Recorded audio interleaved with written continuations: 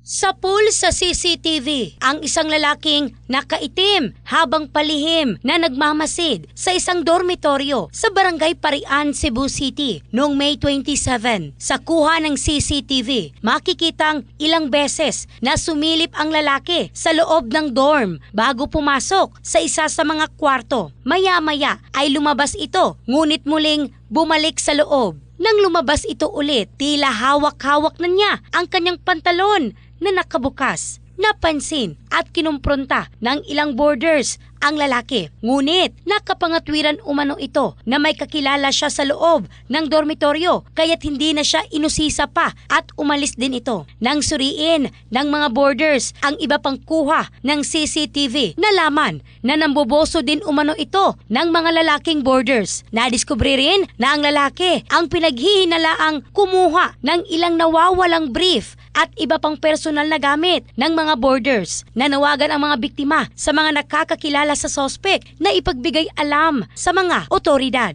In the heart of changing lives, ako si Michelle Craste ng Brigada News Philippines, the Music and News Authority.